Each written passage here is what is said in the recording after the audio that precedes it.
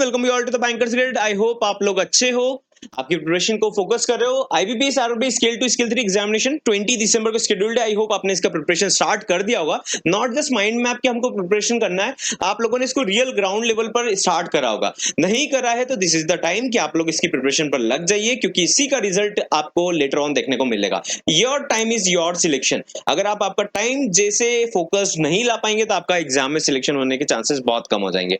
अभी रिसेंटली में बहुत सारी एग्जाम्स हुई, जैसे आईबीपीएस पीओ मेंस का नोटिफिकेशन आया, एसबीआई पीओ मेंस का नोटिफिकेशन में एग्जाम पैटर्न डिफरेंट आया, bank of India credit officer में एग्जामिनेशन पैटर्न चेंजेस हुआ, और आईबीपीएस एसओ मेंस का भी एग्जामिनेशन पैटर्न चेंज हुआ। अभी सारी एग्जामिनेशन कंडक्ट करता है आईबीपीएस, तो क्या हमारा आईबीपीएस आरआरबी स्केल 2 स्केल 3 का एग्जाम पैटर्न चेंज हो सकता है? चेंज नहीं होगा तो क्यों नहीं हो सकता, एंड चेंज होगा तो उसमें क्या चेंजेस आ सकते हैं, पॉसिबिलिटी क्या है, उसको हम लोग इस सेशन में डिस्कस करेंगे। But at the same time हमको प्रैक्टिकल होना है। प्रैक्टिकल इज इन कि हम लर्न करेंगे तो एग्जामिनेशन हमारा क्रैक होगा, लर्न करेंगे तो हमारा ऑटोमेटिकली ग्रिप बनेगा, हमारा ऑटोमेटिकली स्कोर अच्छा आएगा। बिना अच्छे स्कोर के मेंटल प्लानिंग से कुछ भी आउटकम नहीं जनरेट होगा। बहुत सारे कैंडिडेट्स हर साल अपीयर होते एग्जामिनेशन में, फॉर्म फिलअप करते हैं, लेकिन कभी भी प्रिपरेशन नहीं कर पाते। एक राइट कंटेंट का होना बहुत जरूरी है, राइट अप्रोच का, डे टू डे कंसिस्टेंसी का होना भी जरूरी है। उसी से प्रैक्टिस होता है, उसी से लर्निंग आता है। एक अच्छा इन्वायरमेंट क्रिएट करने का भी जरूरत है। आप में से बहुत सारे कैंडिडेट्स ऑलरेडी बैच में एनरोल्ड हो चुके हैं। हम लोग बैच में प्रोसेस कर चुके हैं स्टार्ट करना फाइनेंशियल अवेयरनेस भी। अगर आप बैच में एनरोल्ड नहीं हो, सारे सब्जेक्ट्स को प्रॉपर्ली कवर करना चाहते हो, चाहे वो क्वांट हो, रीजनिंग हो, अगर आप एक स्टेप बाय स्टेप मेथड से आगे बढ़ेंगे तो आपका रिजल्ट आप लोगों को अच्छा देखने को मिलेगा। क्योंकि प्रिपरेशन करोगे तो रिजल्ट आएगा, केवल नोटिफिकेशन देखने से काम नहीं चलेगा। इस वीडियो में हम लोग देखने वाले एग्जामिनेशन पैटर्न क्या चेंज हो सकता है, एंड ऑटोमेटिकली हमको पॉसिबिलिटी समझ में आएगा तो आपका माइंडसेट बन जाएगा। बट माइंडसेट से काम नहीं चलेगा अगर आप खाली जस्ट माइंडसेट बनाकर देख रहे हो, क्यूरियोसिटी में देखते हो। अगर आप बैच में भी एनरोल्ड हो तो गो थ्रू द क्लासेस, उससे एक इन्वायरमेंट बनता है। उसे इन्वायरमेंट से क्या होता है, हमारा अटेंशन एक टॉपिक पर थोड़े टाइम तक आता है। चाहे अगर आपको एक टॉपिक आता है, सपोज करते हैं रीजनिंग में आपको डायरेक्शन सेंस आता है, तो इट डजंट मीन कि आप डायरेक्शन सेंस को ना देखें, क्योंकि उससे आपका एक एंगेजमेंट बिल्डअप हो रहा है ना, आपकी थिंकिंग और डीप होगी उसको लेकर।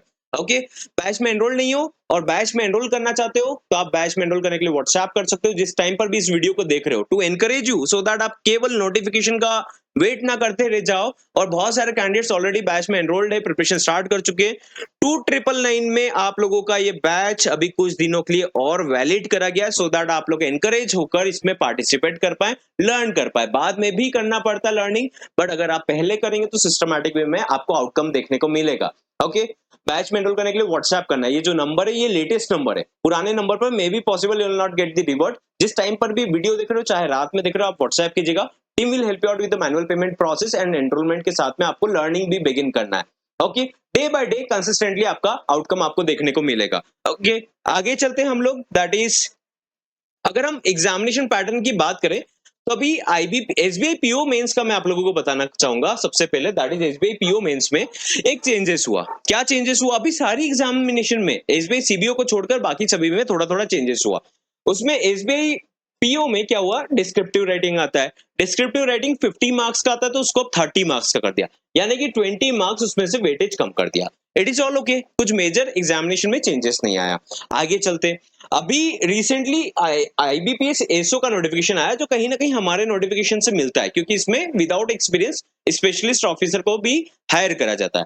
अब द थिंग इज, यहाँ पर ये स्केल 1 पोस्ट का होता है, पहले प्रीलिम्स हो जाता है फिर मेंस होता है। इसमें 2 फेज में होता है। तो इसमें प्रोफेशनल नॉलेज का वेटेज पहले हुआ करता था, 60 क्वेश्चन 60 मार्क्स, ठीक है।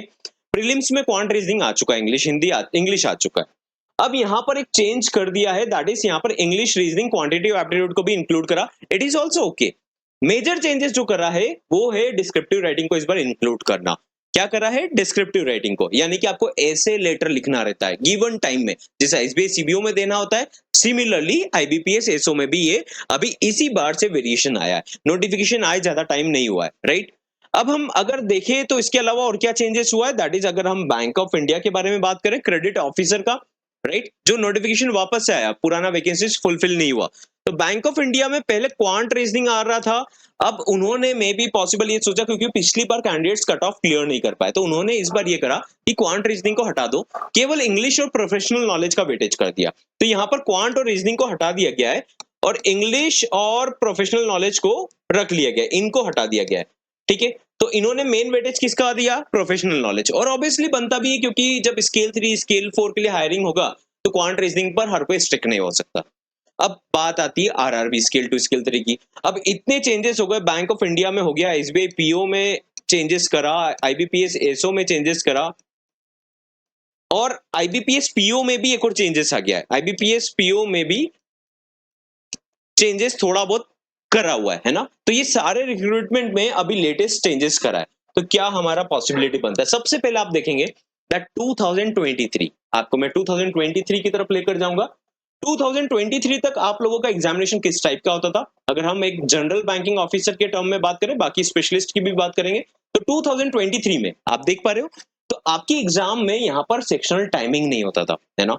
सब्जेक्ट सेम, है ना। हमारे एग्जामिनेशन में जैसे स्पेशलिस्ट ऑफिसर कोई आता है, कोई आईटी के लिए आते हैं, कोई लॉ के लिए आते हैं, तो उनका प्रोफेशनल नॉलेज एक अलग से सब्जेक्ट रहता है। ठीक है, उसमें कोई वेरिएशन नहीं है। अगर हम बात करें दैट 2023 में, तो यहाँ पर कंपोजिट टाइम होता था, यहाँ पर सेक्शनल टाइमिंग नहीं था। आईबीपीएस आरआरबी के लिए पैटर्न चेंज हुआ 2024 में।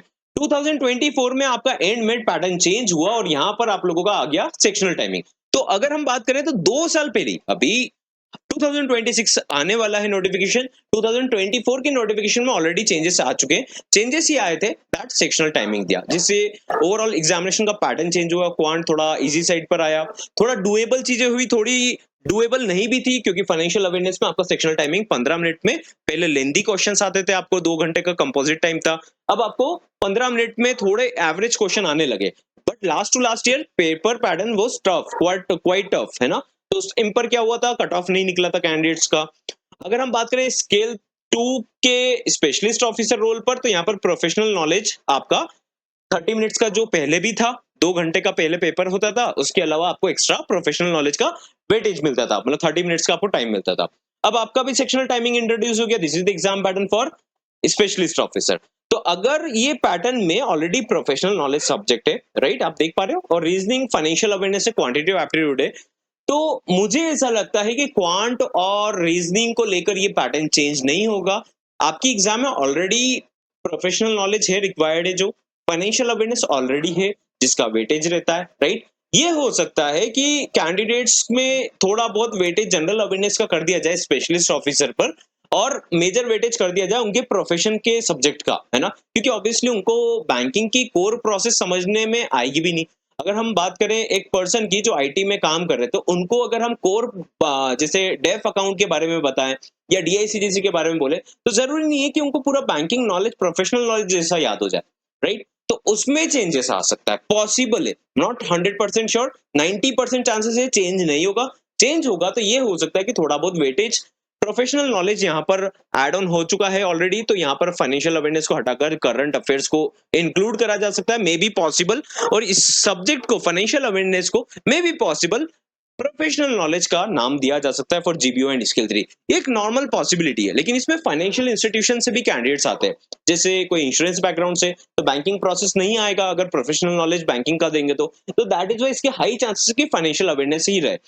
केवल एक और पॉसिबिलिटी बनता है, राइट, एक पॉसिबिलिटी और बनता है दैट आपकी एग्जाम में डिस्क्रिप्टिव राइटिंग आ सके, और उसके भी बहुत कम चांसेस है। क्या आ सकता है? Descriptive writing. उसकी कम चांसेस क्यों है? क्योंकि आपकी एग्जाम में इंग्लिश और हिंदी लैंग्वेज एप्लीकेबल रहता है, तो टाइपिंग में, डिस्क्रिप्टिव राइटिंग में हिंदी में तो टाइप होगा नहीं, और एक अलग सा झंझट चालू हो जाएगा, राइट।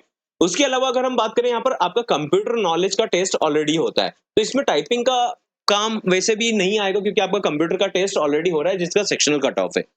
तो चांसेस बहुत कम है, लेकिन अगर इंट्रोड्यूस होगा तो डिस्क्रिप्टिव राइटिंग इंट्रोड्यूस हो सकता है, जिसकी वजह से आपको कोई एग्जामिनेशन में कोई मेजर चेंजेस देखने को नहीं मिलेगा। अगर चेंजेस हुआ, 90% चांसेस है कि आपकी एग्जाम में पैटर्न चेंज नहीं होगा, क्योंकि आपके इसमें ऑलरेडी क्या है, पहले ही 1 साल पहले सेक्शनल टाइमिंग इंट्रोड्यूस हुआ था, तो अभी कोई मेजर नीड नहीं है, और ऑलरेडी प्रोफेशनल नॉलेज भी है, फाइनेंशियल अवेयरनेस ऑलरेडी है। अगर चेंज हुआ तो फाइनेंशियल अवेयरनेस स्पेशलिस्ट ऑफिसर में हट सकता है और करंट अफेयर्स पर आ सकता है वेटेज। और अगर हम बात करें ओवरऑल पेपर में, तो डिस्क्रिप्टिव राइटिंग ऐड हो सकता है, बाकी सब्जेक्ट सेम रहेंगे, डिस्क्रिप्टिव राइटिंग के चांसेस बहुत कम है। पूरा फोकस हमारा ये होना चाहिए कि हमारा मेन जो कोर सब्जेक्ट है that is quant, reasoning, English, Hindi, और अगर हम बात करें यहाँ पर दैट इज फाइनेंशियल अवेयरनेस, तो हमारा कोर सिलेबस तो चेंज नहीं होने वाला। इसी में कुछ ऐड ऑन हो सकता है बस, दैट्स इट। जैसे कि डिस्क्रिप्टिव राइटिंग, जिसके भी चांसेस कम है क्योंकि हिंदी में डिस्क्रिप्टिव राइटिंग पॉसिबल नहीं होता। So that's it. I believe that आप लोगों का माइंडसेट क्लियर हो गया होगा कि चांसेस कितने हैं, चांसेस नहीं है। बहुत रेयर चांसेस है आपको देखने को जैसे लग रहा है, और होगा भी तो डिस्क्रिप्टिव राइटिंग या may be possible specialist officer के कैडर में फाइनेंशियल अवेयरनेस की जगह करंट अफेयर्स हो सकता है। इसके अलावा कोई मेजर चेंजेस देखने को नहीं मिलेगा। तो हम लोगों को प्रिपरेशन पर फोकस रखना है, प्रैक्टिकल स्टेप्स लेना है गाइस। आप लोग है ना, हर बार ये नहीं हो कि हमारा हर एग्जाम का फॉर्म फिलअप करते एग्जामिनेशन में सिलेक्शन नहीं होता है। सिलेक्शन जब ही होगा जब आप प्रिपरेशन करेंगे, डे टू डे करेंगे, सही कंटेंट से करेंगे, सही अप्रोच से करेंगे, रिलेवेंट कंटेंट से करेंगे। मोस्टली आप जो भी कंटेंट्स देखते हो, आई नो दैट आप लोगों के कंटेंट्स पूरे पीओ या क्लरिकल लेवल के रहते हैं। हमारी एग्जाम सिंगल फेस एग्जामिनेशन है। Do not wander here and there, because जब तक आपको स्केल 2 स्केल 3 का पूरा प्रॉपर सिंगल फेस एग्जामिनेशन का कॉन्सेप्ट क्लियर नहीं होगा, आपने एक दो बार एग्जामिनेशन दिया भी होगा, आपको पता चलेगा अच्छा पजल आता है, ठीक है, किस लेवल का आता है ना, क्या कैटेगरी की पजल आ रही है, किस लेवल का आपका क्वांट आ रहा है ना, किस लेवल का फाइनेंशियल अवेयरनेस आ रहा है। ये बहुत इंपॉर्टेंट होता है कि सही जगह एंगेज करा जाए, जिसका आउटकम आप लोगों को देखने को मिले। ठीक है, अगर आप बैच में एनरोल्ड हो तो गो थ्रू करो क्लासेस को प्रॉपर्ली, और स्किप होता है तो वापस से नेक्स्ट डे मोमेंटम बनाओ। बैच में एनरोल नहीं हो तो बैच में एनरोल करने के लिए आप जिस टाइम पर भी वीडियो देख रहे हो व्हाट्सएप कीजिएगा। एंड द थिंग इज, जितना जल्दी प्रिपरेशन करेंगे इतना बेटर रिजल्ट देखने को मिलेगा। वरना एक प्रैक्टिकल बात बताता हूँ दैट जब भी नोटिफिकेशन आएगा, सपोज करते हैं अगस्त एंड में आया या सितंबर में आया, सितंबर फर्स्ट वीक में एनी हाउ आ जाएगा, या तो अगस्त लास्ट वीक में आ जाएगा। अब जैसे ही आएगा ना तो 15 से 20 दिन उसका विंडो ओपन रहेगा। मैक्सिमम कैंडिडेट्स जस्ट अपना टाइम टेबल बनाने में ही रह जाएंगे कि अभी फॉर्म भरना है, फॉर्म भरना है, अच्छा मैं एलिजिबल हूँ नहीं हूँ, और 20-25 दिन ऐसे ही निकलेगा। फिर आपको एक एक्सटर्नल किक आएगा, यार एग्जाम आने वाला है, एडमिट कार्ड करते हैं, ये पढ़ना है, मेरे को ये पढ़ना है। और आप पिछली बार जितना प्रिपरेशन करा था उससे थोड़ा सा ज्यादा करके जाएंगे, उससे ज्यादा कुछ मेजर इंप्रूवमेंट नहीं आएगा अनटिल अनलेस आप डे टू डे उसमें थोड़ा अटेंशन लेकर आए। अटेंशन लेने में कोई भी प्रॉब्लम नहीं है। अटेंशन कैसे आएगा? अटेंशन आप क्लासेस में जब एनरोल्ड हो तो गो थ्रू करो 1 आवर अ डे, आप लोगों का वैसे भी बहुत अच्छा रिजल्ट देखने को मिलेगा। ओके, चलो मिलते हैं नेक्स्ट सेशन में। Have a great day.